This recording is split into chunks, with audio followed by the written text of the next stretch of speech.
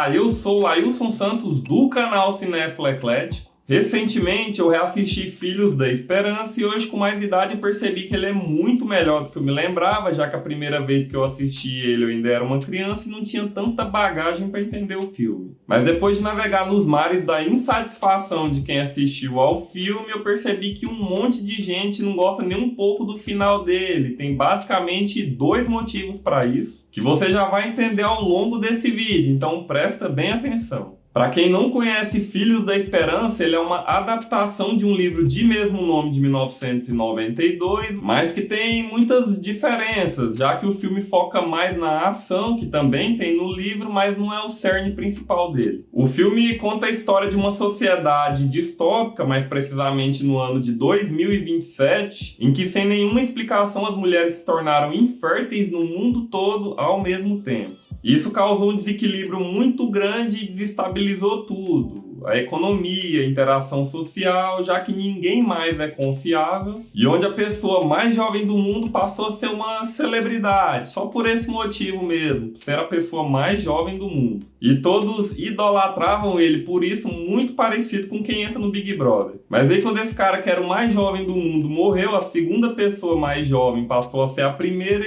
e se tornou a nova celebridade do povo. E por causa dessa onda de infertilidade, os países com as pessoas mais velhas ficaram em desvantagem e todos eles fecharam suas fronteiras e passaram a guerrear. Apesar do filme focar nos acontecimentos internos da Inglaterra, que é onde se passa a história. E então nós somos apresentados ao nosso protagonista, um homem chamado Theo Farron, que é um cara mais velho e sem nenhuma perspectiva de futuro e que não tem mais ninguém. Mais pra frente a gente acaba descobrindo que o Theo perdeu o filho mais novo dele e isso acabou destruindo não só o emocional dele, mas como da ex-esposa dele também. Um dia o Theo descobre que de alguma forma uma jovem conseguiu engravidar e que ele foi escolhido para tomar conta dela por ser alguém muito confiável e levar ela até um barco chamado Tomorrow e que as pessoas desse barco iam levar ela para um local seguro para que ela pudesse cuidar da criança. Filhos da Esperança consegue mesclar muito bem os momentos de tensão e calmaria. O filme não dá trégua.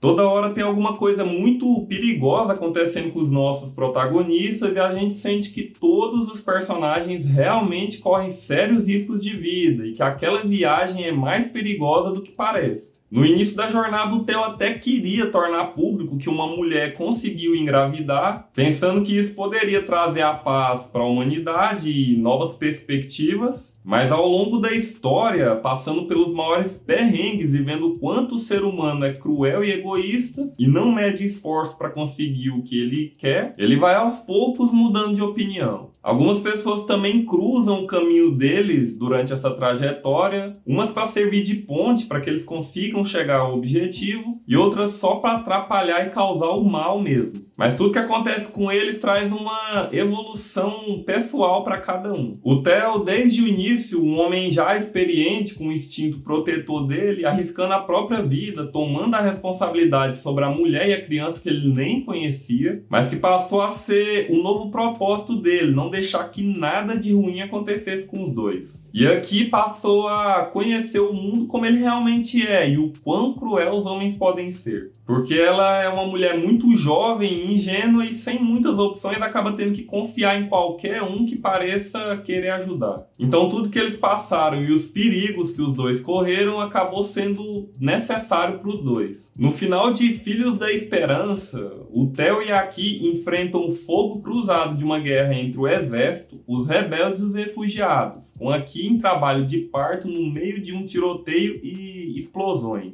Até que por fim a filha dela nasce no meio da guerra e só por alguns segundos as pessoas pararam de se matar para admirar a esperança que aquela criança representava de um futuro para a humanidade, mas só por um momento. Porque pouco tempo depois eles esquecem isso e voltam a guerrear, mostrando que sempre vai existir guerra entre as pessoas, não importa o motivo. Só que depois de passar por todos esses perrengues, perseguições e perigos, o Theo finalmente conseguiu levar aqui a criança até o barco. Só que ele tomou um tiro durante o tiroteio e não vai conseguir ir com ela para ver aquela criança crescer. E esse é o primeiro problema de muitas pessoas com esse filme. O protagonista morre mesmo segundos antes do filme acabar. Bom, os protagonistas têm o poder de fazer as pessoas se conectarem profundamente com eles e criar um vínculo emocional tão forte que todo mundo deseja que eles fiquem bem no final da história. E isso é tão forte que se eles morrerem, principalmente se for de forma trágica e inesperada, muitas pessoas vão passar a odiar o filme e tudo que ele apresentou até aquele momento por causa desse detalhe. Mas em Filhos da Esperança, os acontecimentos simulam a vida, pessoas morrem a todo momento, sendo ou não importantes para alguém. De forma brusca ou não, mas nem todos têm chance de se despedir e alguns conseguem cumprir sua missão, que foi o caso do Theo. Ele não tinha mais nada em quem se apoiar, não tinha perspectiva de futuro, nem nele nem na humanidade. Mas quando ele teve a chance de fazer algo realmente importante para alguém, ele abraçou esse propósito. E quando ele alcançou esse objetivo, o ciclo dele foi cumprido e a morte dele passou a fazer sentido, porque ele fechou um ciclo. Ele cumpriu a missão mais importante da vida dele. E a maior recompensa dele, o ápice da felicidade, foi quando a Ki disse que ia colocar o nome da criança de Dylan, que era o nome do filho dele. Um outro problema que as pessoas têm com o final de Filhos da Esperança é em relação à forma como ele acaba, mostrando somente um barco chegando até aqui e os sons de uma criança brincando durante os créditos. Assim como na música, o cinema também tem o conceito de tensão e repouso, porque depois de cenas tensas e agoniantes, a gente precisa de momentos de calmaria, que deixa a gente respirar e se preparar para os próximos momentos de tensão e assim sucessivamente. O Theo e a Ki passaram por um longo período de tensão e agonia durante a travessia da fronteira, a fuga, já que os dois estavam sendo perseguidos, e o fogo cruzado da guerra. Então o espectador